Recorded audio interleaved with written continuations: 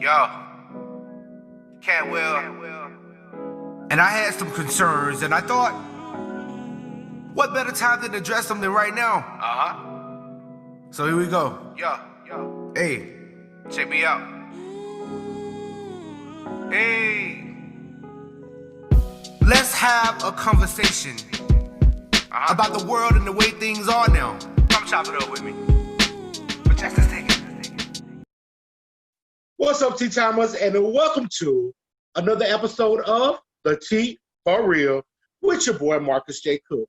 Now, guys, if this is your very first time joining us, or if you haven't yet, press the subscribe button, press the notification bell, so you guys can find out when we are uploading more content. Now, T-Timers, today's episode is about sex. Not just sex, the act, but sexuality. Sexuality is one of the most basic and primal human functions. Sexuality is no longer defined as this or that. It's more of a spectrum, a prism. It is much more than just gay, bisexual, or straight. It is categories of expression, of love, of lust, and arousal. But when is enough enough? When is too much simply just too much? From healthy sexual practices that allow people to express who they are and live their truth, to harmful and forbidden taboo practices such as pedophilia, stealthing, and rape culture. Today, I want you guys to join me and my special guests, Clint Thornton and Karen Ivy, as we give you the T for real. Karen, Clint, welcome back to the show. Hey. What's going on? What it do?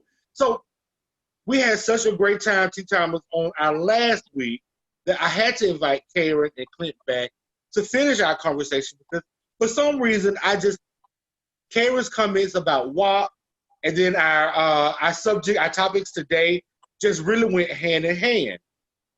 So I have to ask this question because I learned a new term in research for this show. Have you guys ever heard of stealthing before? I haven't. Yes. What is stealthing? Stealthing is when you have consensual sex with the person and you are under the understanding that the sex that you're having is going to be protected.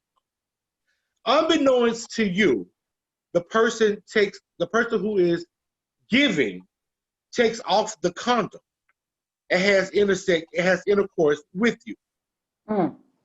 Isn't that some fucked up shit? Yeah, so they want to die. It really is. Yeah, that's some shade ass shit right there. It really is. Basically you put my motherfucking life in danger, right?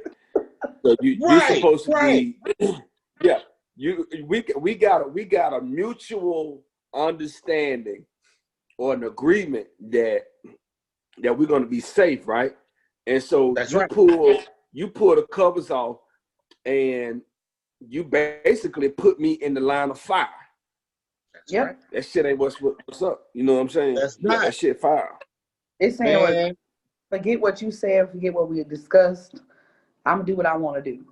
I'm going to do what I want. Exactly. So Right. they are trying to make this assault. It's laws that are trying to get passed to make that situation assault.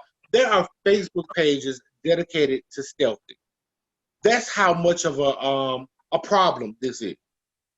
It's a I've sad never heard day. the term, well, the word, but I know exactly what you're talking about, but I never knew it was Exactly.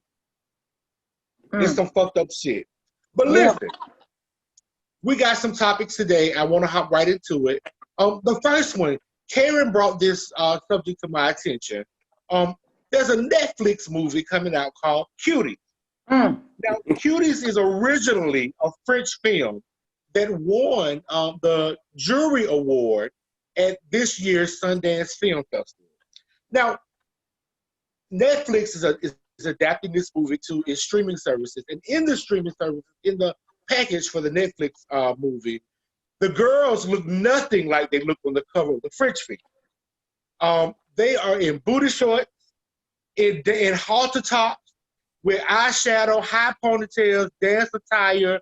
They look rough. Bent over.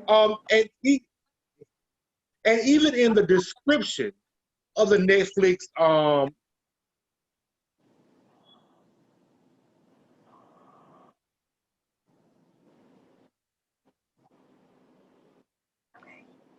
Is it just us? huh? Okay, I think we had some technical difficulties. There we go. All right. All right. So even in the Netflix film, the description of it, they say that the 11-year-old Senegalese Muslim girl who it's about gets fascinated with a twerk team. But in the French film, it's not a twerk team. They are just they're dancers. They're a dance team. But I have to ask this question. Netflix did release a statement saying that they apologized about the cover art. And they did redo the cover art, but there were 30,000 people that signed a petition saying that they wanted to not have this movie on Netflix because they feel like it sexually exploited young girls.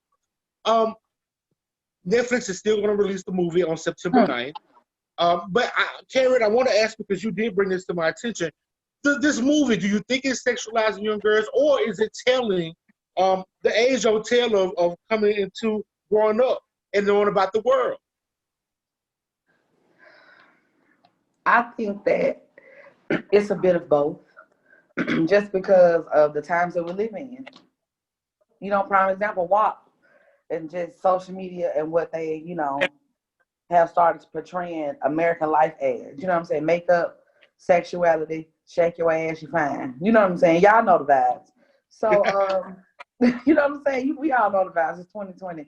So I think that it's over-sexualizing children, of course, because at 11, I think I had just started wearing a wrap, and I was like, I can wear my hair down. You know what I'm saying? Like, you're still a kid. You're like in 5th grade.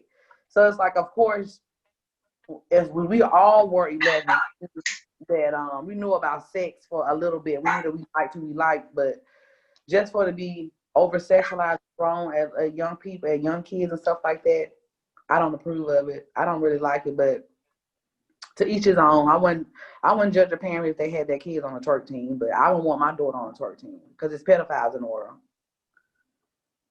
A fucking twerk team? You know the little like Miss D now? Miss D, you watch on Lifetime, Miss D got a little dance. Yeah, but shit. Yeah, but that's I'm you know what, I got a 6-year-old daughter, right? So I'm visualizing my daughter you know, being on this so-called fucking twerk team, right? And being that our society is so fucking over-sexualized, yeah, I would, as a dad, I would have a fucking problem with that. You know what I'm saying? It's just so, that's the reason why you have to start off early with teaching your kids about, you know, sex and stuff like that, because it's you can't control it. It's everywhere. It's in our society. So you have to control the fucking narrative. You have to do your part as a parent to, when they fucking ask questions, when they fucking want to twerk and all that stuff, because you can't watch everything that they do. I mean, that's just being real. You can't watch everything they do. You can't be everywhere they're gonna be. Nope. So you have to take the initiative to teach them about sex and those hard questions that they ask. You have to be proactive, and you have to really, really be there for real. Because I'm gonna tell you, like the streets is gonna do what they do. You know what I'm saying? It's gonna do what they do. That's right. So you have to be a parent and be proactive and counteract that. So I'm glad that you mentioned that, Clint, because that leads me to my next question. The director of the film says that the reason why she even made the film was she was in Paris, and there was an amateur talent show, and there were young girls who were wearing transparent clothes. They were dancing in a very sexual, suggestive manner. She said a part of her was embarrassed, but a part of her felt empowered. She said she watched as the parent in the crowd cheered their children on. So I have to ask this. I mean, because Karen and Clint, both you guys just said this. Clint, is there a correlation between what we learn, what our children are seeing in the street, what they're seeing on music videos, and how they're actually operating? Like, I couldn't imagine my parents letting my sister be in a twerk team at 11. It wasn't gonna happen. Yeah. Clint, what do you think? Yeah, Is there a correlation between Cardi B's lyrics, Megan Thee Stallion's lyrics, and what we actually see our kids doing? Exactly. You know what? Unfortunately, there is almost some type of double standard, because it's like, you know, we like to watch or enjoy things like Cardi B's video WAP and whatever. But if our kids sitting up and enjoying and taking that in, it's almost like, you know what I'm saying? Like, hold the fuck up, you know what I'm saying? Yeah, so I mean, it's just almost like, you know, kids are sponges, you know. But see, that's why I say, you have to be a parent and counteract that shit. You can't allow your children to just be out there and just let that be the only train of education that they learn about. See, when I grew up, all my parents said was, don't look at BET. You know what I'm saying? That was worldly. You know what I'm saying? But they never told me why not to look at it, or, you know, never gave me the ins and outs of, you know, it was like the street. It was like I became so inquisitive because, like, okay, so my parents tell me why not to do this, but on the other hand, I got the streets telling me or really hyping it up, you know what I'm saying? So parents really have to do their job and say, like, really have to really be smarter than the street, you know what I'm saying? Because kids are getting so much information that is so fucking enticing that it becomes almost like, you know, they have to do it. They have to try it. They have to do it. It look fun. The same way when we were younger. You know what I'm saying? We was younger, and like, my mama never told me about sex. She just said, don't have sex till you married. So that's an open window for my friends to teach me. You know what I'm saying? BET to teach me.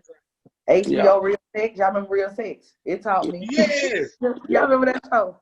So like, that's why when you say you have to talk to your kids, I agree with you. You have to talk to your kids about sex early, especially nowadays, and especially because somebody can be touching your child and they don't even know how to explain it because you ain't never said nothing about sex. Bingo. So you have to tell, if somebody touch you, they're not supposed to. You know what I'm saying?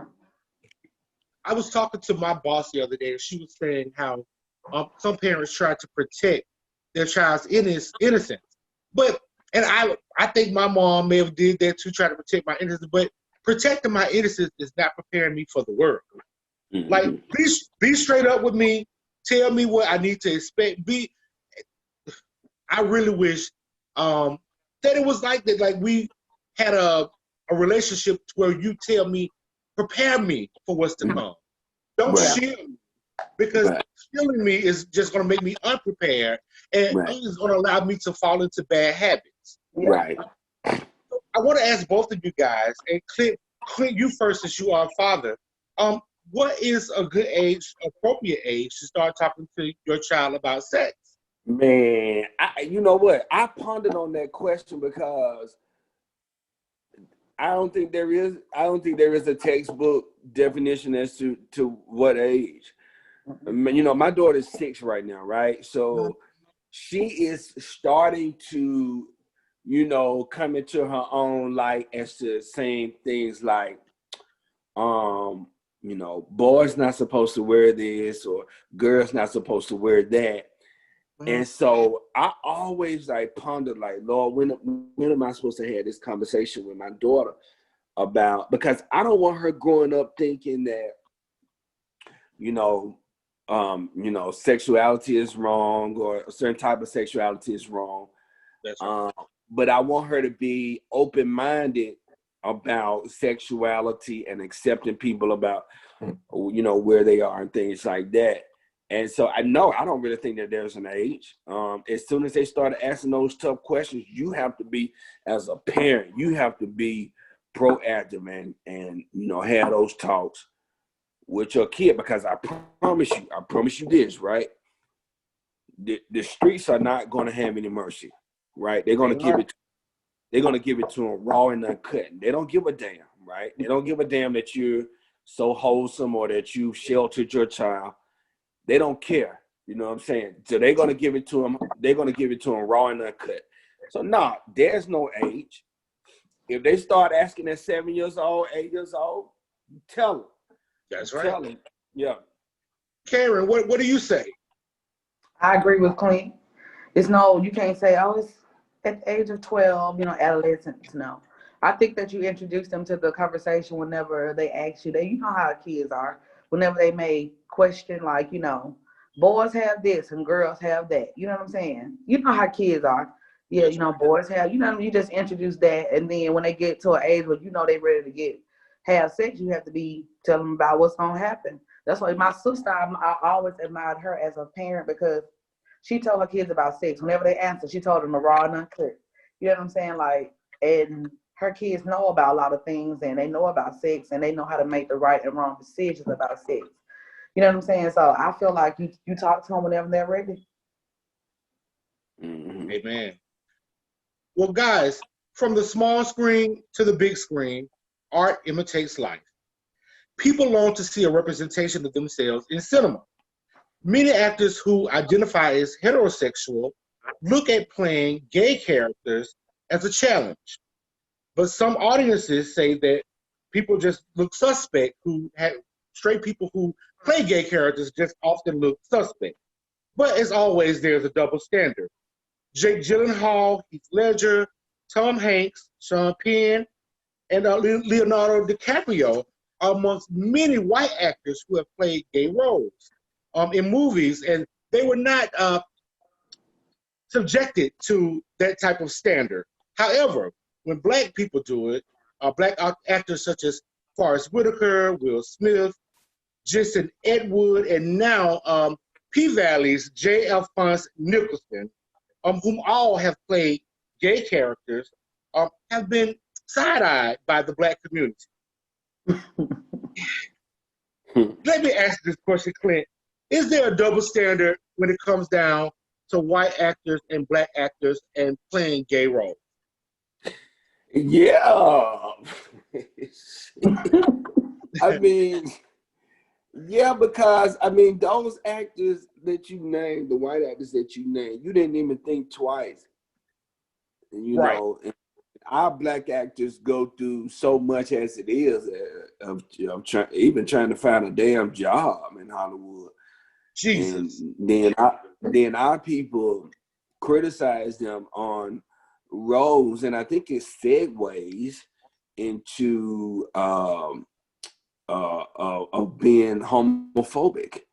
I think our people are so not comfortable with seeing our black actors playing, risque roles like that. And so when they play roles like that, we as a race tend to question their sexuality when they are just working.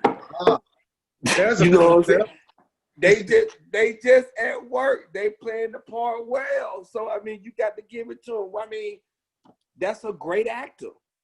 You know what I'm saying? They are playing the role. That's so right. You should not dig into it any deeper than what it is.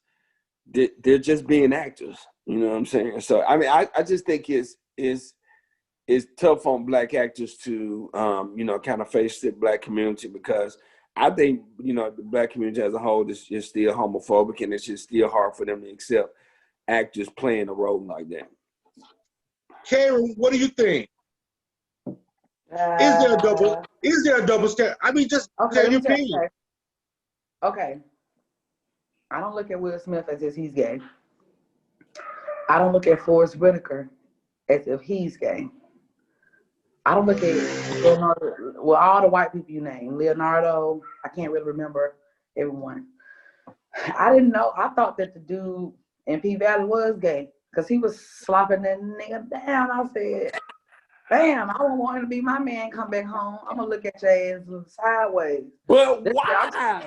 Because I don't want my man kissing another man in the motherfucking mouth. But so you couldn't relate to. So you didn't say that about the white folks, but you said it about black folks, right? If my man was a white man and he was an actor and he came back home from having a sex scene with a man, it would be hard for me in my mind to be like, yeah.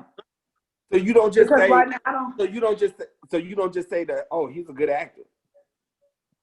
Yeah, he could be a great actor, but I don't want you acting like you fucking no man in that ass. That's just all I'm saying. Are we gonna be, you know what I'm saying? I'm just gonna tell it like it is for me in my household. My God, we gonna not do that. Okay, I can't tell you about what Shirley and them got going on over here. She might not care. I'm talking on my opinion. I'm not homophobic. But I know you're not. It's just when child. I won't want him to be my man. Well, so let me ask you this question. Mm-hmm. I want to ask Karen this question. Oftentimes, when Black actors end up in Hollywood and they're playing such diverse parts and they become a level of success, they often marry white women. Do we think that maybe that's why? Because Black women are often closed-minded when it comes down to situations. And they're like, hey, I'm in this, I might have this role doing this. Like, tell me what you think about that. No, I feel like they marry white women because that's what they deem a status. I have money now. You know, that's what I feel like. Because there's some Black women that'll get down with whatever. They just as freaky as any white woman, just as submissive as any white woman, and will be in your corner. As you know, I'm just saying in the correlation of what you said. You know, I'm not saying that white women are more than Black women, but I just feel like it's Black women of all types of whatever you like. You might get the ones that want to be in a polyamorous relationship. You might get the ones that might tell you, sit your ass down. You know, you never know. So I think that they marry white women because they want a white woman because they deem that's what's beautiful and that's what their status. That's what they should have on their arm. Not because of homophobia. I don't really agree with that because I'm gonna tell you why. I feel like you hold the opinion of most Black women. Most Black women would say or have the opinion that or be judgmental in that area, right? So they couldn't take probably their man kissing up or just being a good ass actor, right? So they would have a problem with that. Most white women. That's because I got some white Hold on. Most white women would probably look at it as they're doing their job. You know what I'm saying? Or they being a good ass actor. Whereas many Black women hold the same opinion as you do, of that. They couldn't handle a man being or being that good ass of an actor. You know what I'm saying? But you know, it just is what it is. It's just hard for me, you know. And this situation hits home because I was in a relationship where I call my love having sex with a transsexual.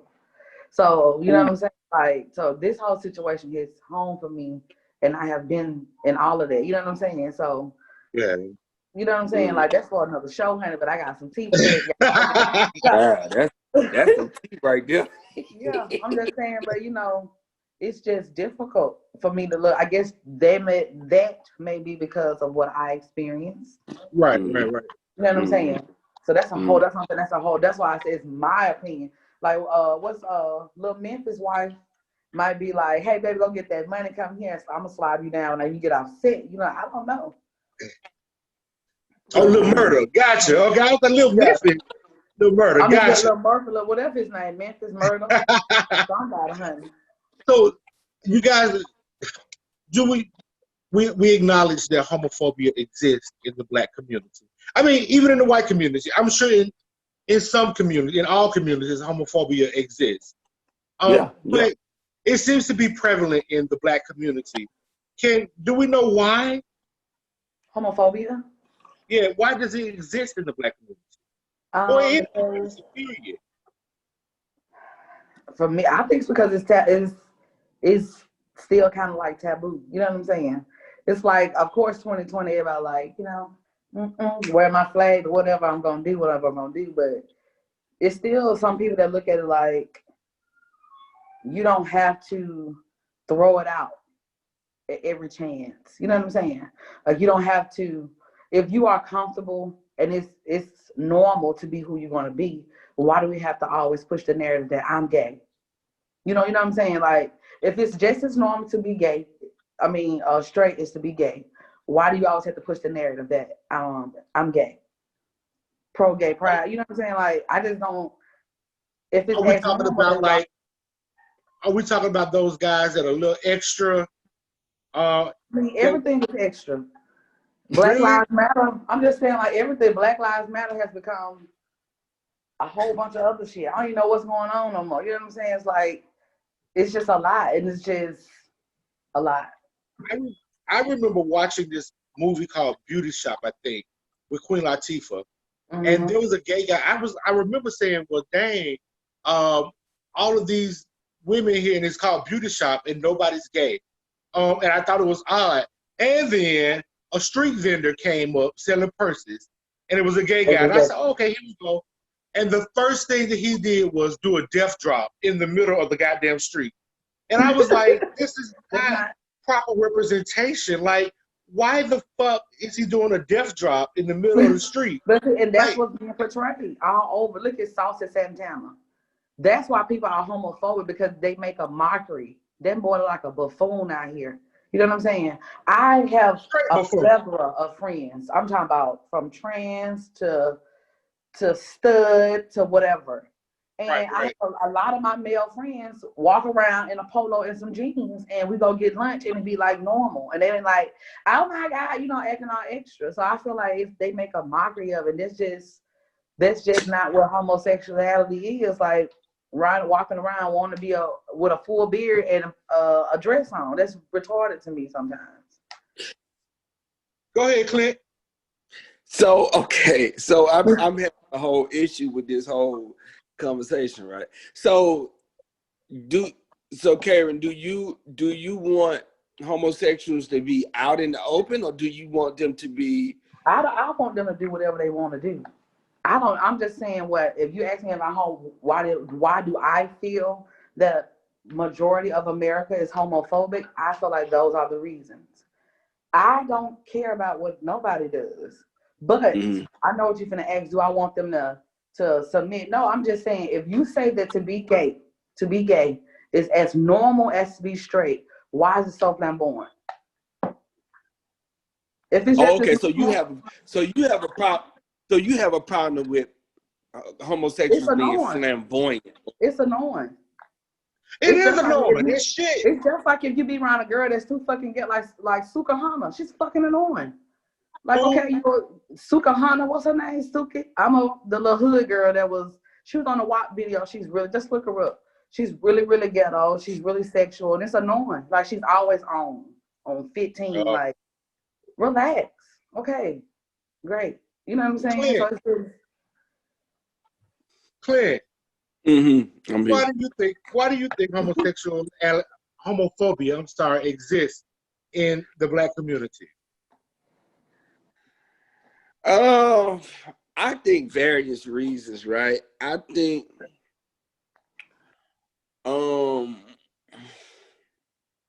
there's just so many reasons as to why homophobia exists.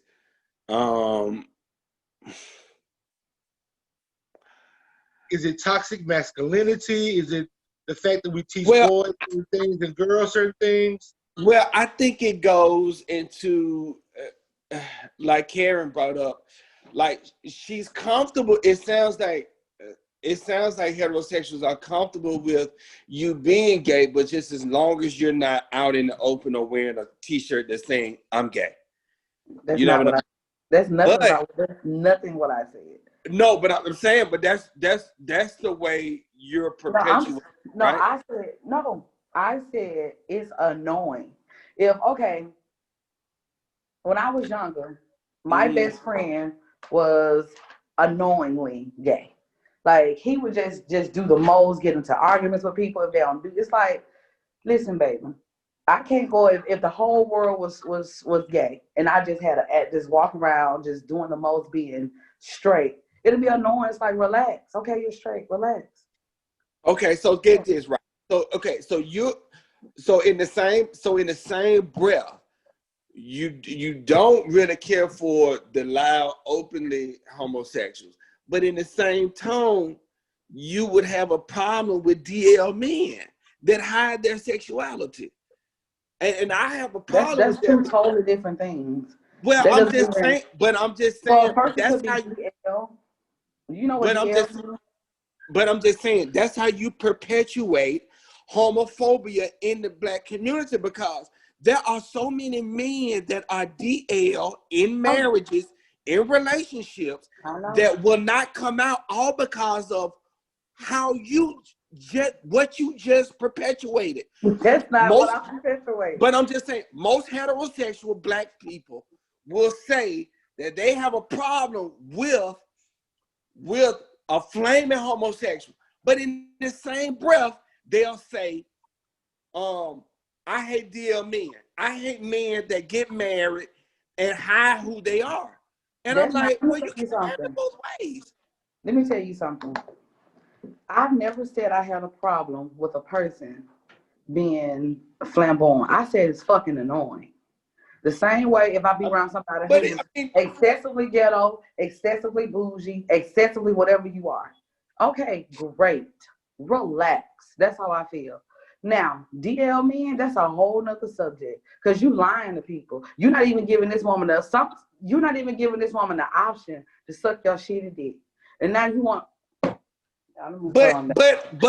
But aren't you having the flaming queens to now lie because you don't feel comfortable being around? Who said I didn't feel comfortable? No, but what I'm saying is I never say it. No, but what I'm saying is you want them to suppress who they really are to satisfy and appease you, all because you're not comfortable with them. What I said. That's nothing. You took everything I said and made it what you wanted it to be. Okay, all right. Okay. When you watch it back, you're gonna be like, she really didn't. I didn't say that. I don't watch it back. I mean, I'm watching it right now, so I'm just saying. But I'm just saying. Okay, but I'm just saying how most Blacks, they don't want a flaming homosexual to be who they are. Yet on the same tip, they will down or discredit or want a DL man to really be out and in the open. I'm like, how does that work? That's two. You're a DL man and openly, well, we'll say Saucy Santana. We'll use him as the extreme. Saucy Santana and a DL man, you can't even correlate the two. Because Saucy Santana is very comfortable with who he is. He's out with his sexuality. He's out in the open. A DL man is hiding and suppressing who he is because he feel like he's not being a man if he said he like penis. But do you That's not? That's what a DL man is. And then you get with the woman. Hold on. You get with the woman and you don't even give her the option. But do you not understand that? Do you not understand that what you're saying, what you said about flamboyant men is perpetuating? To be gay does not mean flamboyant. I got a homosexual brother. Damn near homosexual but brother.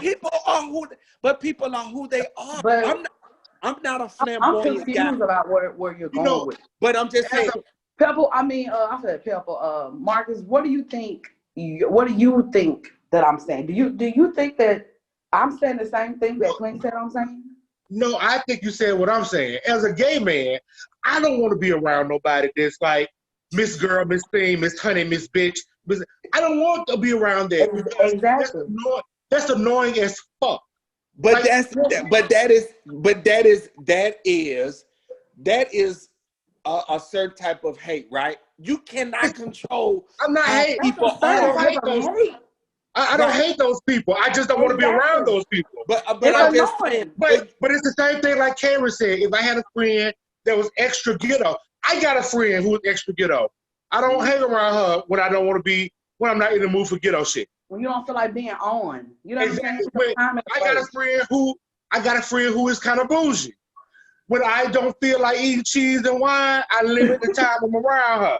Thank you. But it doesn't mean that. I'm not hating nobody for who they are, but I'm just saying that shit is annoying. I don't care what my past is. I don't care. I identify as who I am. I don't want to turn around. I don't want to be in a situation where somebody like, girl, no. Girl, stop. Miss Girl, Miss Thing, Miss Thing. That's annoying to me. Like, we can be who we are. You can be who you are. And I respect you for that, but I just have boundaries for myself, and I don't want to be around that constantly. Exactly. So, that's all I'm saying. I don't think Karen is saying she hates those people. She's just saying that shit's annoying. It's annoying. But I never did characterize her as being hateful towards that group. But what I am saying is it perpetuates a homophobia because they are who they are. You cannot control how people are. There are people after I finish. There are people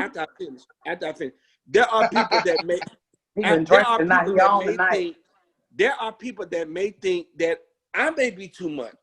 Or that Marcus may be too much because, you know, we're gay or bisexual or whatever. But we are who we are. They're the ones that have a problem, not us. You know what I'm saying? And so when people say things like, you know, you need to tone it down, you know, or gay isn't like that. You have to be a man or whatever. I mean, I always look at it with a coon face because I'm like, how you gonna control who I am? That's who I am. You know what I'm saying? And I think when people are out and about and are proud of who they, I think that should be celebrated and not suppressed. You know what I'm saying? I think if a person is flamboyant, that should be celebrated because you know what? There are men who are in relationships and in marriages that want to be out in the open, that want to be flamboyant. But you know what? Because society has deemed that they act a certain way because they may feel gay, then they continue to suppress that feeling and they pass that shit on to their fucking kids and that shit ain't fucking right. And that's all. Well, you guys, I want to say thank you for your opinions and your views on this subject. I know it's touchy, and I know I thank you for both points of view because Clint, I had never viewed it from that aspect before. So thank you so much for that. You guys, we don't have much time left, but I really want to touch on this last subject too. Trey Songz' name is in the media again for sexual assault again. OnlyFans model Selena Powell and her friend Eliza were on the No Jumper podcast where Eliza and Selena both said that that Trey Songz sexually assaulted them. Eliza said that she went to the restroom to wipe semen from her face in between rounds, and that while she was in the bathroom, Trey Songz asked her to get into the bathtub where he urinated on her. What the world? My God. Now listen, these two are not the only people who have accused Trey Songz of sexual assault. In 2018, another woman accused him of assaulting her in a Miami nightclub, and she sued him for $10 million. Also, singer, actress, talk show host Keke Palmer said that Trey Songz sexually assaulted her. She was so scared that she had to hide in a closet. Now, I know. Karen, now I want to ask Karen, with the Me Too movement in full swing, how do we, as an audience, as people, determine who is putting their self in these situations for their personal gain, or who is actually being sexually assaulted? I feel like in the Trey Songz situation with those two girls, the Selena Powell and her friend, Selena, both of them, they just skeezers. Because right in that same interview, she said she sucked like 7 of the Suns basketball players, you know, that's right. Whatever. So I don't. Not Kiki. No, not Kiki. When it comes to Kiki, I feel like Trey Songz probably was trying to force her into whatever she said because this girl don't have no reason to lie, just like Meg Thee Stallion. And yes, black women get a bad rep at times because people don't want to believe them. And you already know how it is. White girls always become white girls, and society looks and treats and acts like they're better than most women because, you know, just how we were raised and bred in this United States of America. But I feel like black women get the short end of the stick a lot of times, and we have to do all this stuff to prove to you why that this happened, or prove to you that he molested me, or prove to you that I wasn't wrong, and all these different things. So yes, black women get a bad rep, and yes, I feel like Trey Songz did all of those things, and ain't nothing gonna happen. I don't feel like Clint, it's gonna happen. Yes. Clint, how do men protect themselves from possible sexual assault rumors? Like, let's say a man hooks up with a woman and it's consensual. Next day, the woman says, hey, I think I was sexually assaulted in this. How does a man protect himself from that? I mean, that's a pretty hard question because I think in this society, you know, it's always the woman's word against the man's. And so, you know, hence, you know, Bill Cosby and, you know, R. Kelly and things like that. And I think that, you know, there is nothing in our justice system or in our,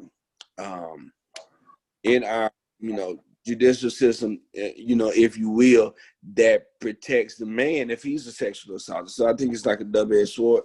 But, you know, you know what? I honestly don't know because, you know, if a woman comes out and say that she felt assaulted, you know, during that whole ordeal, what can that man do? It's almost like it's her word against his. And, you know, if she has any type of proof or any type of pills that are in her system or whatever like that, then he's going down. So, yeah. Well, guys, this last question is for both of you guys. When does consensual sex turn into assault? I personally think when it is unwanted, when it is not on the same accord, when you guys are not on the same accord, I think that's when it becomes assault. When one person agrees to it and one person is backing down, I think that's when it becomes assault. When one person it feels uncomfortable about the whole situation and the other person presses the issue, I think then that's when it becomes. So Trey Songz was okay as long as he was ejaculating on this girl's face, but when he peed on her, it was assault. See, yeah, go ahead, Karen. I'm sorry. No, it's okay. See, that's what confuses me. So you was down and you said you went to wipe off your face wipe the nut from your face in between rounds. But when he told you to get in the shower and he peed on you, that was off limits. That's what had me confused too. Like, as a man, and I'm having fun with you, and you know, you just let me do this. Of course, I'm gonna try to do the next best thing. Like, but y'all can't equate. I mean, that's some R. Kelly shit, man. I mean, everybody ain't comfortable with waste that's coming out your body and onto the next person, and it coming onto you. You know, a lot of people just turned off by that shit. You know what I'm saying? So I think, I said, don't piss on me, honey. Listen, don't piss on me either. But I'm saying like when you talking about some freaky shit like that, like pissing on somebody, you know, you almost have to get like some type of almost like I won't say written agreement, but I'm just saying like you really have to get it out of their mouth. Like, are you okay with me pissing on you? Okay, we're gonna take this shit. There we go. Exactly. You know what I'm saying? Like, we about to take this shit to a whole nother freaky level. Are you okay with me doing this R. Kelly shit on you? I do it, you know, because that's what I like. Yeah. You That's feel it me? has to be consensual. But you know what? They had text messages, and these folks had been dealing for a while. You could just tell. She was like, unblock me and stuff like that. So I feel like you never know what the freak level had hit. The freak notch had hit. And I feel like she thought that shit was cute. So that's why she said it on that thing, just to show that she was a skeezer. Right. I totally agree. Well, you guys, we're coming to the end of our show. I want to thank you guys for your opinions and your views for these topics. Our show today has sponsors. The sponsors are Candles by Yo. Facebook's Yomika Martin can customize candles, scents, and colors. She provides services for weddings, church functions, and personal events. So if you are looking for some aromatherapy, be sure to hit up Yomika Martin, Candles by Yo. Also, Cedric Davis for World Ventures #1 destination wherever. If you're looking for a getaway, please hit up Facebook Ced Davis, and he can direct you on how to go. You guys, thank you so much for being here. Thank you for being so open. Audiences, thank you guys for viewing. I want you guys to come back so you guys can find out what's the tea for real. I see you guys later, and thank y'all so much. Peace. Bye. Yo, Cat Will. And I had some concerns, and I thought, what better time than to address them than right now? So here we go. Yo. Hey, check me out. Hey. Let's have a conversation about the world and the way things are now. Come chop it up with me. But check this thing